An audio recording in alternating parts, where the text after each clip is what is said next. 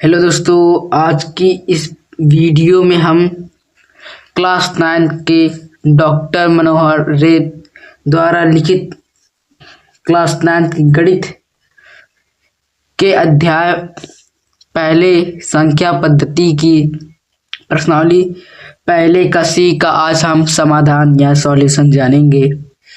तो पिछली वीडियो में हमने आपको प्रश्नावली एक का बी आपको उसका संपूर्ण समाधान या सॉल्यूशन आपको करवा दिए थे। अगर आप वो वीडियो नहीं देखे हैं तो हमारे चैनल पे जाकर या फिर आपको डिस्क्रिप्शन में लिंक दे दिया जाएगा, वहां पर जाकर आप चाहे तो उस वीडियो को देख सकते हैं। तो आज की वीडियो में हम प्रश्नावली 1 का सी का समाधान जानेंगे।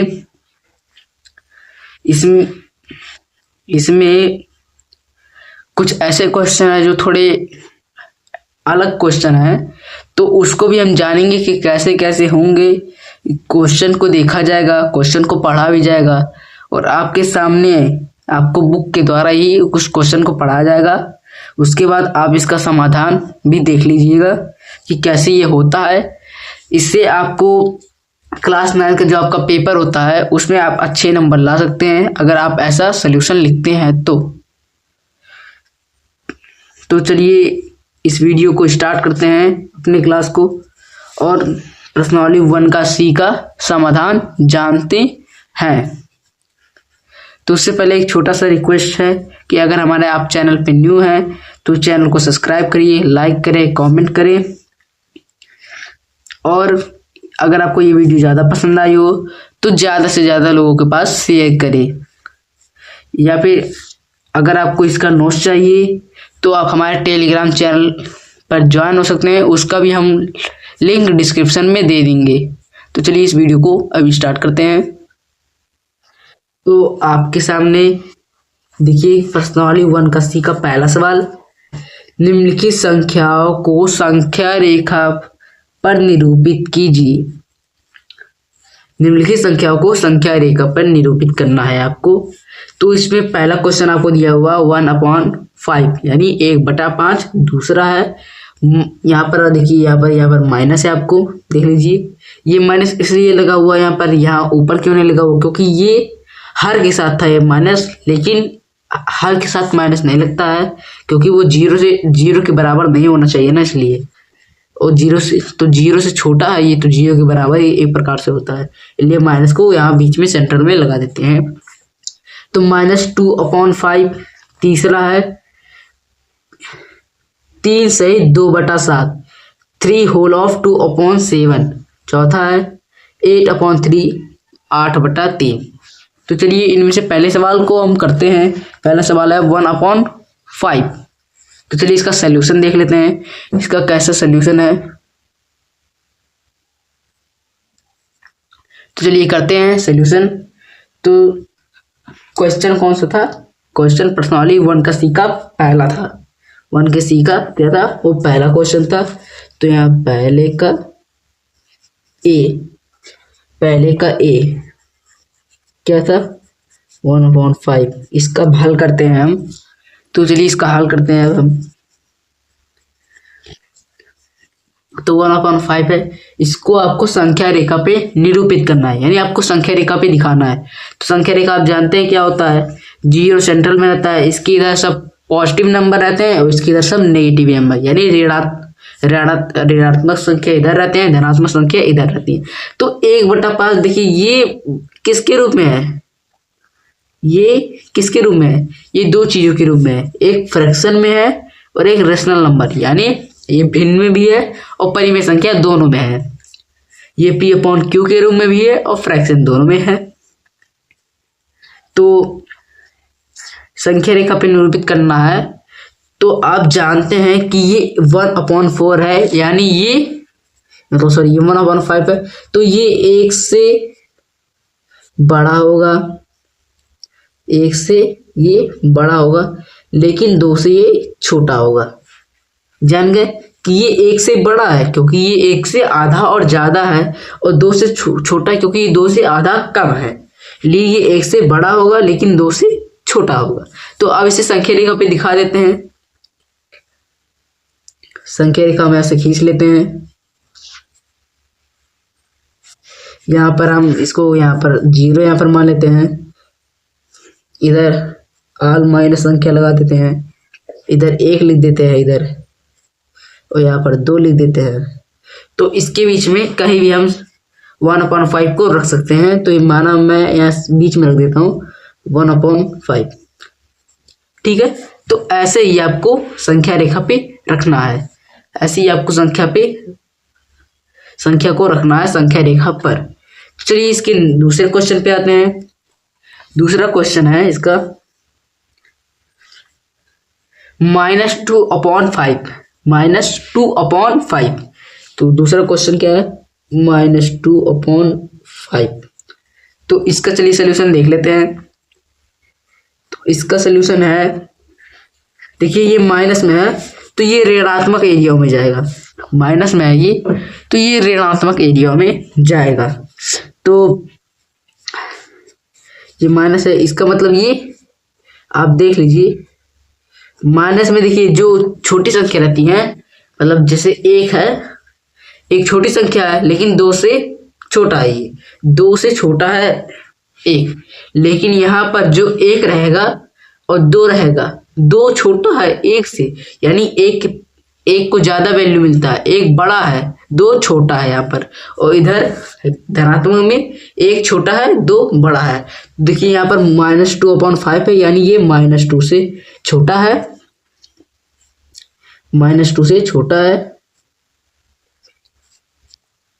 मतलब ये -2 से बड़ा है, सॉरी -2 से बड़ा है लेकिन ये 0 से छोटा है। -2 से बड़ा है लेकिन ये 0 से क्या है? छोटा है। तो चलिए अब इसी अनुरूप पे हम आपको दिखा देते हैं संख्या रेखा पर इसे। तो संख्या रेखा एक खींच लेते हैं हम। यहाँ पर हम 0 रखते हैं, इधर धनात्मक संख्या सब जाती रहेगी, इधर ऋणात्मक तो -1 लिख देते हैं, -2 लिख देते हैं, -1 लिख देते हैं, -2 लिख देते हैं। तो ये -2 के अंदर है इसलिए ये छोटा है। तो अब ये -2 है तो इधर क्रम में जाएंगी, तो यहाँ पर हम एक संख्या जगह डिनोट कर लेते हैं, वहीं पे इसको लगा देते हैं। तो ये रहा हमारा -2/5। तो ये हमारा आंसर हो गया, ठीक है। ऐसे ही आपको एग्जाम में लिखना है। अगर आप गलत पैटर्न से लिख देंगे, आप नहीं दर्शाएंगे कि ये किससे बड़ा है किससे छोटा है, तो आपका आंसर गलत हो जाएगा और एग्जामिनर आपका नंबर काट सकते हैं। चलिए आप तीसरा पहले का सी का क्वेश्चन देख लेते हैं। सी का था, क्या था इसमें? 3/2/7, यानी 3 सहित 2/7। तो इसका अब हम करते हैं। तो पहले इसको अब एकदम, यानी इसको भिन्न में लिख लेते हैं। कौन से भिन्न में? इसको हम इम्प्रॉपर फ्रैक्शन में लिख देते हैं।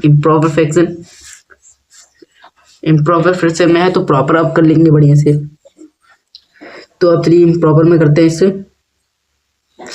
तो ये 7 21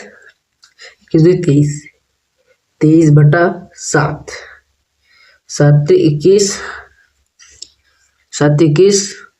21 2 23, 23/7। देखिए 23/7 निकल गया। तो अब इसे संख्या रेखा पे दिखाना है। तो ये 3 से 2/7 है, तो इसे आप 23/7 लिख सकते हैं। या फिर आप अगर इसे सरल बनाना है तो देखिए यहाँ पर आगे आपको दिख रहा है 3, यहाँ पर आपको आगे दिख रहा है, इसे फिर से इसके रियल रूप में लिख देते हैं। अगर आपको दिख रहा है यहाँ पर क्या आगे 3 दिख रहा है, ये 2/7 को छोड़ देते हैं। तो देखिए 3 दिख रहा है, तो इससे आप डिनोट करेंगे तो आप क्या पता चलता है कि ये जो 3 से 2/7 है, ये 4 से छोटा है और 3 से बड़ा है और 3 से बड़ा है। कौन? यही, ये संख्या 4 से क्या है? छोटा है और 3 से बड़ा है। तो अब इसे संख्या रेखा पे दिखा देते हैं। चलिए एक संख्या रेखा खींच लेते हैं। यहाँ 0 मानते हैं, यहाँ 1, यहाँ 2, यहाँ पर आप 4 मान लीजिए, यहाँ पर आप 3 मान लीजिए। तो इसी के बीच में आप कहीं दिखा देते हैं। ये तो आपको दिखाने के लिए इतना लंबा किया गया, यहाँ पे 4 यहीं पे हो सकता था, तो इसको यहाँ पर हम रख देते हैं 2/7। ठीक है, ऐसे ही आपको एग्जाम में लिखना है। ये आपका आंसर हो गया। चलिए अब इसका चौथा क्वेश्चन देख लेते हैं। इसका चौथा क्वेश्चन क्या कहते हैं? डी वाला। तो इसका चौथा क्वेश्चन है 8/3। तो आप चाहे तो इसे सीधे 8/3 कर सकते हैं, या फिर आप इसे छोटा कर सकते हैं, तो आप इसको छोटा कर लीजिएगा। मैं यहाँ पर बगल में कर देता हूँ और आपको दिखा देते हैं कैसे छोटा हो रहा है। तो यहाँ पर आप करेंगे, यहाँ 8 है, 3 है, 2 लगा देंगे, 6 हो जाएगा, 2 बचेगा। तो यहाँ पर लिखाएगा 2 सही 2 सही 2/3, 2/3। इसे आप लिख सकते हैं। तो आपको यहाँ दिख रहा है आगे 2, जब आपको 2 दिख रहा है तो इससे आप कह सकते हैं कि यह 2 से क्या है? 2 से क्या है? बड़ा है। क्या है? बड़ा है, लेकिन 3 से छोटा है। 2 से क्या है? ये बड़ा है, लेकिन ये 3 से छोटा है। तो चलिए अब इसे हम दिखा देते हैं संख्या रेखा पर। जब ये 2 से बड़ा है और 3 से क्या है? छोटा है। तो यहाँ पर हम 0 मान लेते हैं, यहाँ पर हम 1 मान लेते हैं, यहाँ पर 2 मान लेते हैं, यहाँ पर 3 मान लेते हैं। इसी की कहीं बीचों में आप इसे दिखा सकते हैं। देखिए 2/3 और 2 है, तो इसे हम थोड़ा नजदीक दिखा देंगे। इसको यहाँ पर हम दिखा देंगे 2/3। ठीक है, आपको ऐसे ही इसे लिखना है। चलिए अब आते हैं नेक्स्ट क्वेश्चन दूसरे पे। आपका दूसरा क्वेश्चन है, निम्नलिखित परिमेय संख्याओं में से कौन सी संख्या को शांत दशमलव के रूप में निरूपित कर सकते हैं? यहाँ पर आपको चार क्वेश्चन दिए हुए हैं। पहला है 1/20, दूसरा 1/27, तीसरा है 3/5 और चौथा है 1/15। पहला 1/20, दूसरा 1/27, तीसरा 3/5, चौथा 1/15। क्या बोला है कि निम्नलिखित परिमेय संख्याओं में आपको ऐसी कौन सी संख्या इसमें जो इन सब में शांत है और कौन सा शांत नहीं है, कौन सा शांत नहीं है और कौन सा शांत है, या किसी शांत दशमलव के रूप में निरूपित कर सकते हैं। तो चलिए दूसरे क्वेश्चन का, इन चारों क्वेश्चनों को चलिए अपने कॉपी पे हल करते हैं। तो चलिए हमारा दूसरा क्वेश्चन है। दूसरा क्वेश्चन हमारा क्या है कि आपको शांत दशमलव दिखाना है। शांत दशमलव क्या होता है? चलिए पहले इसे आप जान जाइए, शांत दशमलव क्या होता है।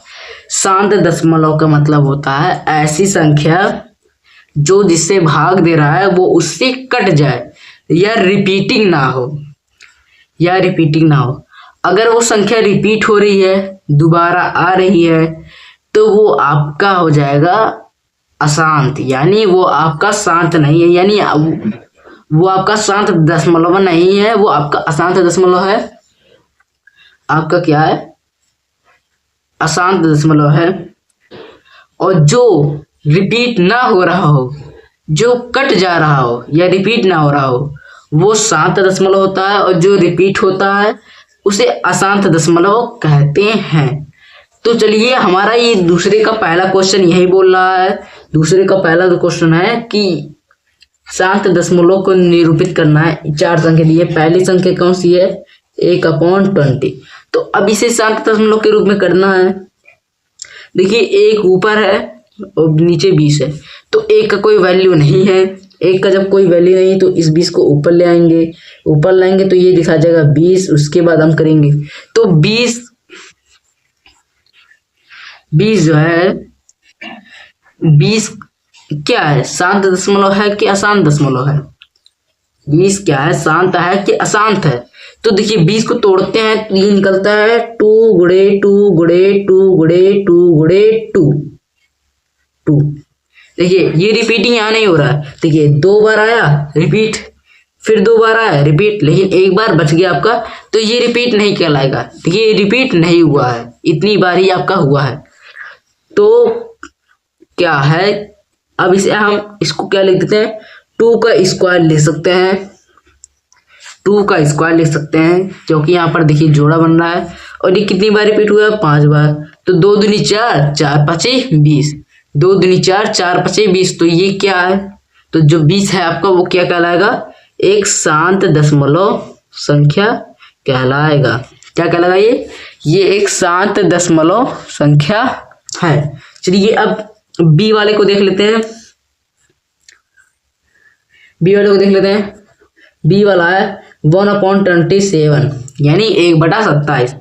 तो अब इसे ऊपर कर लेते हैं पहले, तो यह 27 हो जाएगा। 27 देखिए क्या है, 3 गुणे 3 गुणे 3, 3 गुणे 3 गुणे 3, 3 त्रिका 9, 9 त्रिक 27, 3 त्रिका 9, 9 त्रिक 27। देखिए ये यहाँ पर जो संख्या है वो रिपीट हुई है, ये जो संख्या है वो रिपीट हुई है। ये संख्या इसलिए आप कहेंगे सर ये भी तो ऐसे ही है, ये भी संख्या है, लेकिन आपको मैंने अभी बताना भूल गया है कि जो शांत दशमलव होते हैं वो सम संख्याओं में ही होते हैं, विषम संख्याओं में नहीं होते हैं। विषम संख्याओं ज्यादातर अशांत दशमलव होते हैं। तो देखिए ये जब विषम संख्या है, हमारा जो 3 है वो एक विषम संख्या है, उसी के कारण ये हमारा जो संख्या है वो क्या कहलाएगा, अशांत दशमलव। यह शांत नहीं है, यह शांत नहीं है, शांत नहीं है, नहीं है। ठीक है, आपको ये सब ध्यान में रख के करना है, वरना देखिए बहुत लोग इस शांत अशांत में फंस जाते हैं जिसके कारण वो अपना नंबर गंवा देते हैं। तो आपको ऐसा नहीं करना है। आप इस क्लास को देख के अगर जाएंगे तो ज़्यादा से ज़्यादा चांस है कि आप पास हो जाएंगे, आप पास हो जाएंगे। अगर आप बढ़िया से इस वीडियो को देखेंगे और बढ़िया से रिवाइज करेंगे तो आप पास हो जाएंगे, आप अपने फुल मार्क्स ले आ सकते हैं। तो चलिए तीसरा यानी सी वाला देखते हैं। सी वाला देखते हैं 3/5। 3/5 ये क्या है, ये शांत दशमलव है कि अशांत दशमलव है? तो देखिए ये है 3/5। तो चलिए अब इसका करते हैं कि ये शांत है कि अशांत है। तो देखिए 3/5 आपको हर देखना है, आपको शांत है कि अशांत है। अगर हर अशांत रहेगा तो आपका जो संख्या पूरा आपका भाग जाएगा वो भी अशांत जाएगा, या आपका दशमलव है वो भी अशांत जाएगा। और जो अगर ये शांत है तो आपका जो संख्या है वो शांत होगा। तो देखिए ये हमारा जो है संख्या है 5 है, तो 5 को यहाँ पर ऊपर ले आते हैं। 5 को देखते हैं तो ये 1 गुणे 5। देखिए ये कहीं से रिपीटिंग नहीं हो रही है, ये संख्या कहीं से रिपीटिंग नहीं हो रही है। देखिए ये संख्या कहीं से रिपीटिंग नहीं हो रही है। 5 एक बार आया है और 1 एक बार आया है, 1 का कोई मायने नहीं है, लेकिन आपको दिखाने के लिए या आपको समझाने के लिए इसको किया गया है। तो ये संख्या क्या कहलाएगी, संख्या ये एक संख्या शांत संख्या कहलाएंगी, ये संख्या शांत कहलाएंगी। और कुछ लोग कहेंगे सर ये देखिए ये तो रिपीट हो ही रहा है, ये तो रिपीट हो ही रहा है, ये भले 3 बार हुआ, ये भले ही 5 हुआ, लेकिन सर ये तो रिपीट हो ही रहा है। तो ऐसा नहीं है। देखिए मैंने इसलिए आपको यहाँ डिनोट करा दिया है कि 2 पे पावर 2 है, मतलब 2 पे स्क्वायर है और यहाँ पर 5 है।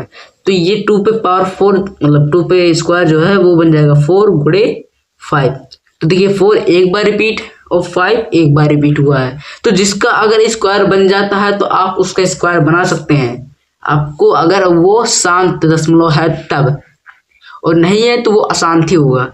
जिसका स्क्वायर भी नहीं बनता वो भी एक प्रकार अशांति दशमलव कहलाता है। तो देखिए शांत है। चलिए चौथा डी वाला देख लेते हैं। डी वाला देख लेते हैं। डी वाला क्या है? 1/15, 1.15। तो चलिए इसको अब करते हैं कि ये शांत है क्या शांत है। तो 15 को ऊपर लाएंगे, 15 को क्या लाएंगे? ऊपर लाएंगे। ठीक है, 15 को ऊपर लाएंगे तो 3 गुणे 5, 3 गुणे 5, 3 गुणे 5 बराबर 15 होता है। 3 गुणे 5 15। अब ये शांत है कि अशांत है? ये शांत है कि ये 15 3 गुणे 5। अब ये शांत है कि अशांत है? तो चलिए देख लेते हैं। देखिए ये 3 है, 3 एक बार रिपीट हुआ है और 5 भी एक बार रिपीट हुआ है। 3 एक बार रिपीट हुआ, 5 भी एक बार रिपीट हुआ है। तो जो आप यहाँ पर देख सकते हैं, जो 3 है वो क्या है? एक विषम संख्या है, और जो 5 है वो क्या है? एक विषम संख्या है। तो हमने अभी आपको बताया था कि विषम संख्याओं यहाँ मैं लिख देता हूँ, विषम संख्या हमेशा अशांत दशमलव होती है, अशांत दशमलव होती है। तो देखिए विषम संख्या हमेशा अशांत दशमलव होती है। हमने आपको बताया था कि यहाँ पर देखिए आपका जो दूसरा सवाल है उसी पे आप देख सकते हैं, 3 गुणे 3 गुणे 3, तीनों विषम है तो विषम संख्या हमेशा अशांत होती है। तो यहाँ पर देखिए ये भी 2 विषम है, तो विषम संख्या क्या होंगी? अशांत होंगी। ये बार बार रिपीट कर सकती हैं, ये बार बार रिपीट कर सकती हैं, बार बार रिपीट कर सकते। तो चलिए अब इसको, ये क्या है आपका? अब चलिए इसको देख लेते हैं कि ये अशांत है कि शांत है। तो ये आपका अशांत है, यह शांत नहीं है। ये अशांत दशमलव को एक और नाम से जानते हैं, अवसानी पुनरावृत्ति। अवसानी पुनरावृत्ति।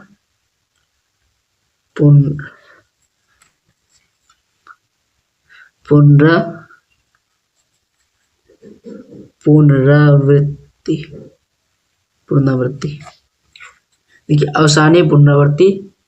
तो देखिए पुनरावृत्ति मतलब होता है बार बार, अवसानी मतलब जो अशांत, जो मतलब जो शांत ना हो। तो ऐसी संख्या है जो बार बार रिपीट करे और शांत ना हो, तो उसे क्या कहेंगे? अशांत या अवसानी पुनरावृत्ति। चलिए अब हमारे नेक्स्ट क्वेश्चन की ओर चलते हैं। नेक्स्ट क्वेश्चन है हमारा 3वां क्वेश्चन है, निम्नलिखित दशमलव भिन्न को परिमेय संख्या P/Q के रूप में बदलना है। तीसरा क्वेश्चन बोल रहा है दशमलव भिन्न को परिमेय संख्या P/Q के रूप में बदलना है, P/Q के रूप में बदलना है। देखिए हमारी वीडियो लंबी हो जाएंगी तो आपको दिक्कत होंगी, तो हम इस वीडियो को लंबा नहीं करना चाहते हैं कि क्योंकि आपको अगर आपकी वीडियो लंबी रहेगी या ये वीडियो लंबी रहेगी तो आप ज़्यादा क्वेश्चन पढ़ लेंगे तो आप आसानी से मतलब समझ नहीं पाएंगे और आप बोर हो सकते हैं। इसलिए हम इस वीडियो को यहीं पे स्थगित करना चाहते हैं। अगले वीडियो में आपको तीसरे क्वेश्चन, चौथा क्वेश्चन, 5वां क्वेश्चन तक आपको करा देंगे।